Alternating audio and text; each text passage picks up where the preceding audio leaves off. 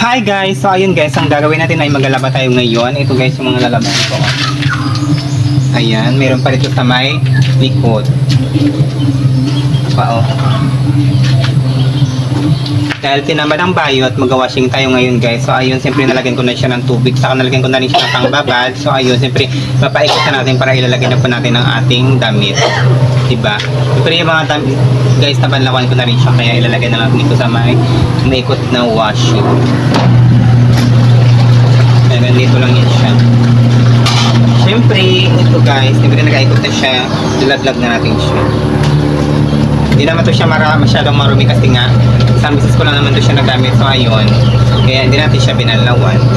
Pero yung mga marurumi na damit na iba pinalawan ko pa siya. So ayun, siyempre ito napalawan ko na to siya kasi nga marumi siya masyado. Pinagalo ko na yung puti sa kayong muddy color. So ayun, laglag lang natin siya. Minsan lang naman ako nagagamit ng washing guys pag tinatamad kasi yung bakla nag-washing, pero pag inisipan pinukusot ko na rin siya.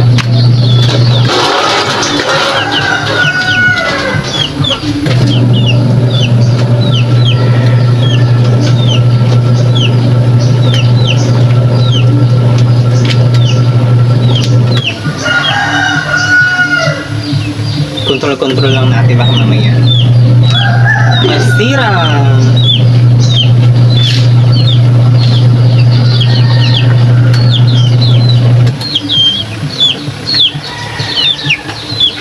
Siyempre tatakpan lang natin siya. Ayan, hintayin lang natin siya na mag-tigil yung washing bago natin tanggalin, diba?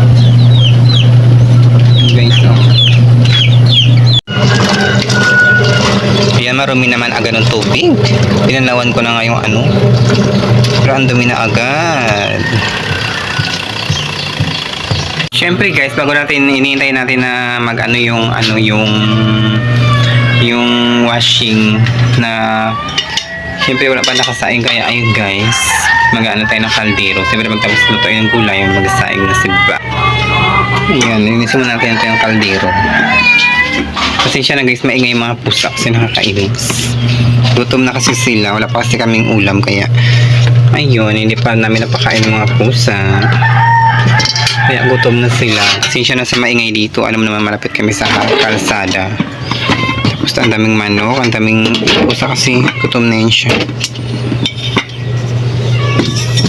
Ngayon maglinis muna tayo ng ating hagkilay si bakla pakak. Ngayon tanggalin natin yung tiyan dito sa kaldero. Ngayon malinis naman ang kamay ko guys. Kasing akaligo ko lang dito naman. Saka nagugas naman ako doon sa may bomba.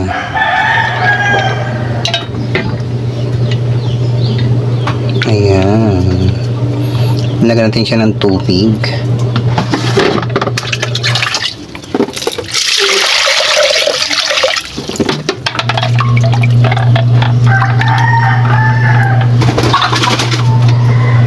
Mag-ugas muna tayo ng kaldero na tayo magsasaing na tayo guys. Dahil tanghali na po kaya kailan natin siya magsasaing. Muna tayo ng kamay. So yun guys, ugas natin ng bigas. Hindi na siya nakikita sa camera pero yun yung ugas ng yung bigas. Saka malinis yung kamay ko. Ugas nga ako dito. Ayan.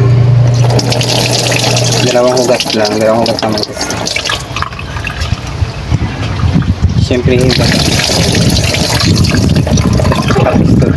Tutubikan lang na. Siyempre guys, tatakpan na natin at isasara natin doon sa ugon. So yun guys, tapos na kung namatay na ito yung washing. So yun, tatanggalin na po natin ito yung damit. Dalawang ikot na rin ito siya ngayon. Hindi na pala. Ayan, siyempre guys, pagtapos na sarang naman ako. Kortina sa kumot, and then may mga ilang piraso pang damit. Yun na lang. Nalinis pa kasi ako ng ref. Ref na rin mo? Linisan ko pa siya tapos magbanlaw, maglaba.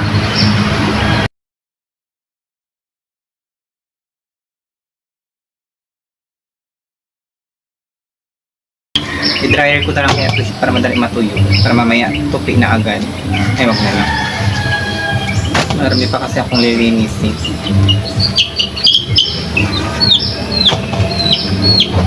Saka mainit naman yung panahon ngayon, saka hindi umuulan. Kasi nga guys, pag umuulan bago lang ako nag-dryer para tuyo agad, di ba? Para hangin na lang, tupi agad. Pero pag ganitong mga mainit, hindi na ako nag-dryer, gina-washing ko na lang siya. Washing lang yung gamit ko, tapos hindi ko na siya gina-dryer. Kasi pag i-dryer mo, di ba, alam mo naman, mabilis siya matuyo. Kunting hangin na lang, perfect na agad. Wala yung puti, baka mamaya na nananuan ko siya. Wala. Ay, kala ko na anuan siya na. Baka nag-ano yung undermits.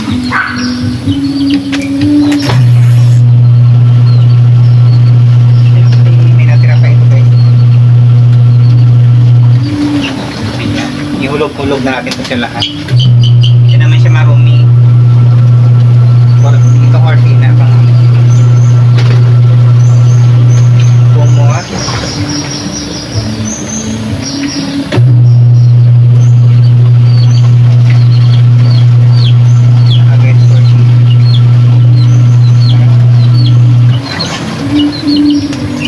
Ano pa kasi?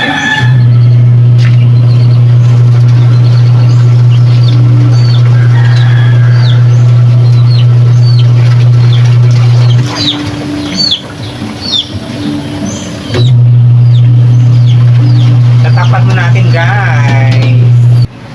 So yun guys, pasensya na po kung madilim. So ayun guys, siyempre diba, umiikot pa rin ang washing. Kaya ayun guys, ang gagawin natin ay magkakuskus tayo ng bintana na to. Kasi nga, sa dumi. So yun guys, ala, ang dilim talaga. Okay lang yan. Simulaan na natin.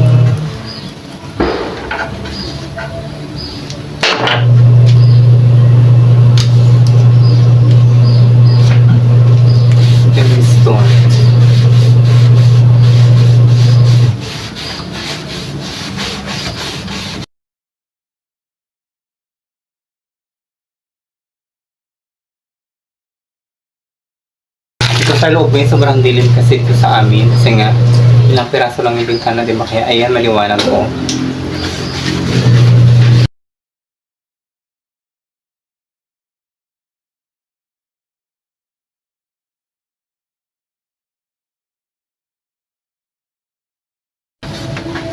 Ayan, bubuksan natin siya guys. May ito naman ako sa kabila. Kabilang bintana na tayo.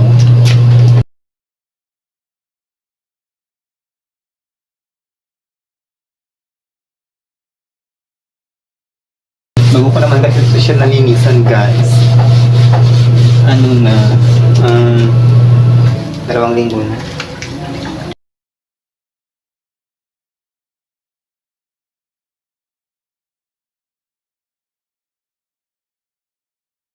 Yun guys, pasensya na madilim talaga dito sa loob ng bahay namin.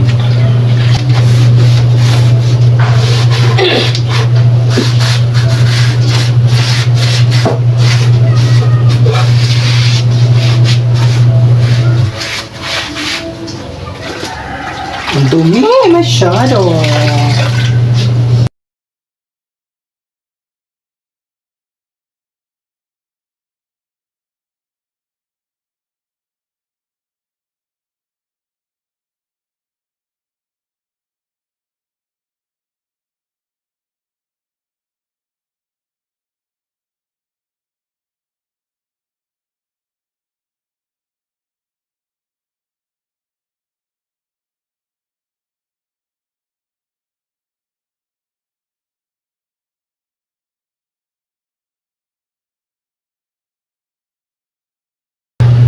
So yun guys, tapos na tayo dito sa may loob, sa may bintana, sa labas naman tayo guys.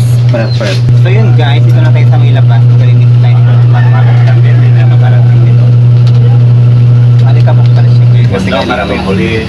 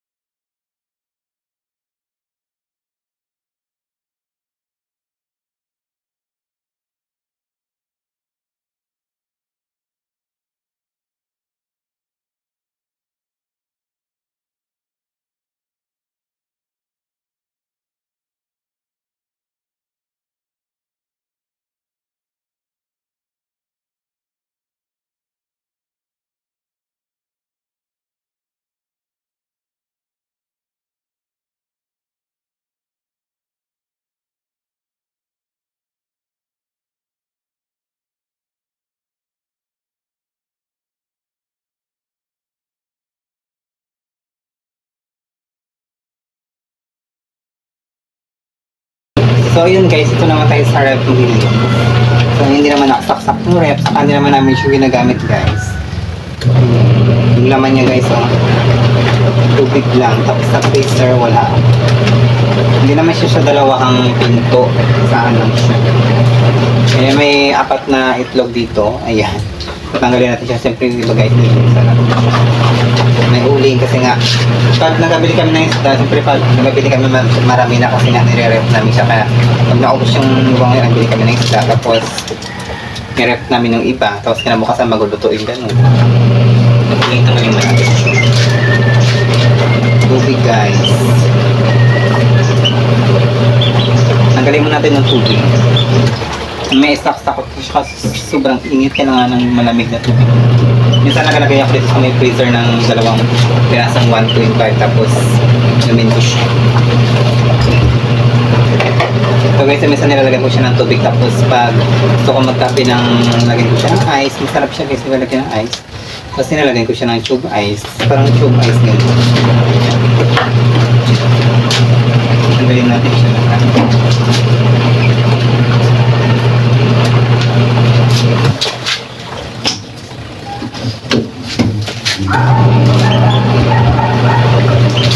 wala kasing budget kaya walang mailagay dito guys. Walang pambili ng mga hotdog, mga ganun, itlog. Ito may itlog apat guys. Binili sa tabuan na paraan.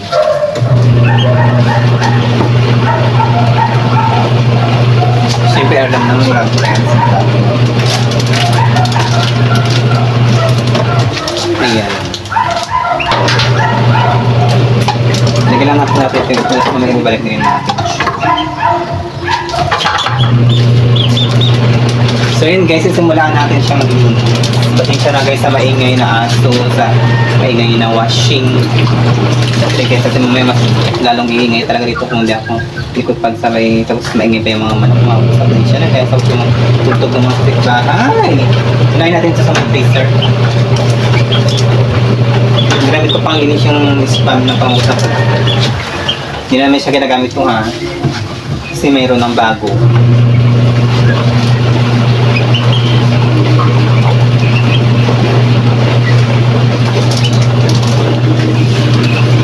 Saka yung binili namin guys, pang bahay lang naman siya, hindi siya pang tindahan. Isang pintuan lang siya. May pang tindahan malaki. Ito pang bahay lang siya. Lagi nagamit namin siya pag nakabili lang kami ng karne, tapos ganun, karning manok. Tapos isda, tapos nagabili naman kami ng hotdog, ng langgunisa, nagabili ako guys, tapos piniprito ko siya. Tapos itlog. Mga gulay sa tabuan, nagabili din kami. Pero ngayon walang laman, ubos na kasi. Saka wala ng budget. Ito yung freezer, cherry. Gawa kaya ako ng ice candy. Bibili kayo. Ilagay mo.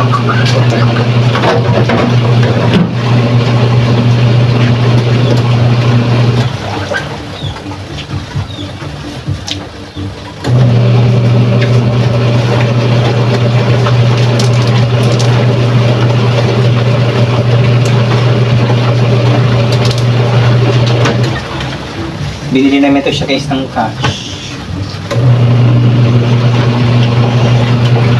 Yung discover.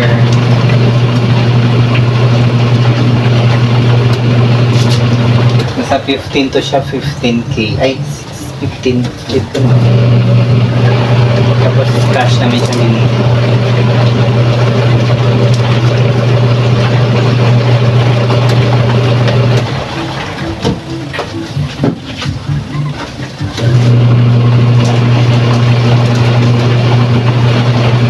Pero yung washing na yan, ilang taon na yun. Yan ang ginagamit ko. Pag tinatamad ako magkusot, yung washing, nag-washing na lang ako. Tapos ngayon tinatamad ako. Kasi marami pa akong gato. Nagdinis ako kaya yung mag-washing na lang ako. Kaya papayaan ko lang. Naka guys, kaya Kasi nga, may $43 pa ako sa may naiwan sa may review ko sa may YouTube guys. So, uploadan ko ngayon sana manood kayo kasi nga, sayang pa yan sana bago ako mag-enroll sa college. Sabi kong Pedro, kasi ako ay nag-admission exam ko sa college. Siyempre gusto ko talaga yung patuloy hanggang college guys. Na Facebook kasi nag-upload din ako sa reels, hindi pa kasi ako na-monetize doon. Ang hirap ma-monetize doon. Sa may copyright. Balang. Yun naman ako gumagamit ng tugtog na ano. Siguro hindi hirap bibigay sa akin yung monetization. Kaya sa YouTube, naisipan ko na mag-upload para sayang din kasi yung revenue na natira doon, di ba? Sa $43 pa yung matagal na yun. Tapos kaya uploadan ko siya para mag $100 sahod na si Bayo. Kaya ayun, sabi ko uploadan ko siya. Pati siya nag-ingay kasi kasi niya sa may tugtugan. Sana hindi makapila. Ayan, kasi nga, sayang pa rin yun kung makabot ako ng $100 pang ano pa rin yun siya, parang grant test para sa enrollment sa college. Saka nag-admission ako. Yung result kasi guys sa May pa. Saka sana manood kayo, kayo skip ng ads para din sa pag-aaral ko. Kasi mayroon pang mabayaran, tapos may tuition pa, di ba? Tuition pa sa college. Hindi ko alam kung magkano yung tuition kung saan ako papasa guys. Kasi nga, yung course ko is marketing, first choice, and then second choice BEd. Carry ko na yun. Naghanap kasi ako ng school. Na kung sunod pa ako mag-aral, baka tamadi na naman ako. Kasi kailangan ko mag-graduate ng college. Kaya naisipan ko, ituloy-tuloy ko na lang para hindi na ako tamadin, di ba guys? Kasi sinimulaan ko na hanggang senior high. Tatapos ito na siyempre ng college. Tamadi talaga sa bata. Kailangan, tulungan niyo ako guys para makasahod ako lagi-lagi sa ano kasi nga wala talagang budget pang paaral sa mga gusto ko talaga mag-aaral kung tapos hanggang college pero para makatrabaho ng maganda para magandang pagdalit ng college para maganda ang papasok ng trabaho gano'n.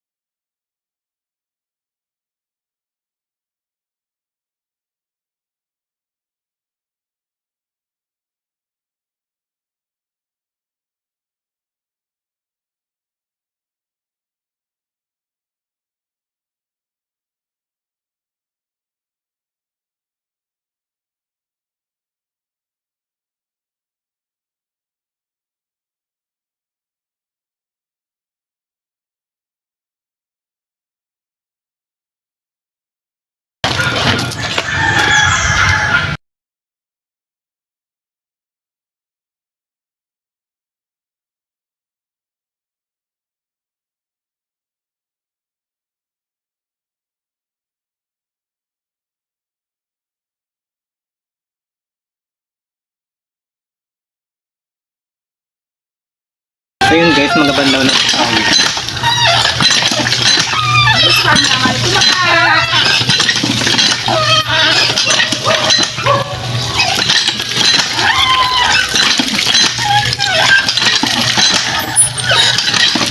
Bumba lang ang bakit.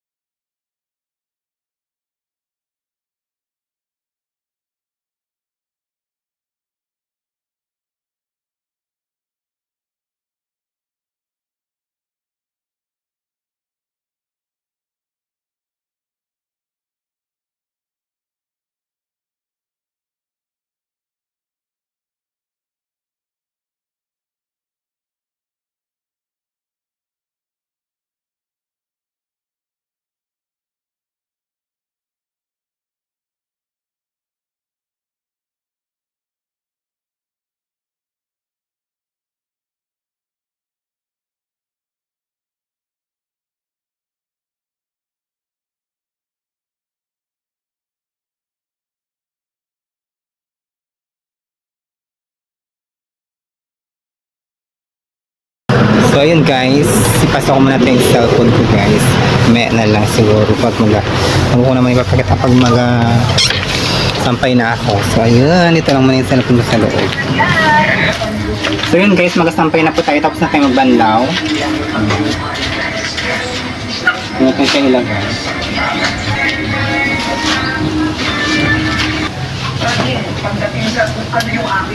Init guys!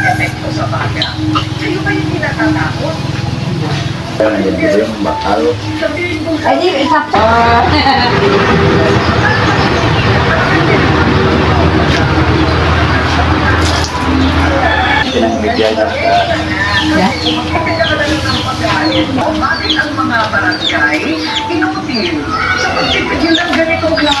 Ihangay ko na lang lahat kasi nga wala na sampayan sa likod kasi sinampayan na naman kasi naglabaran sila kanina.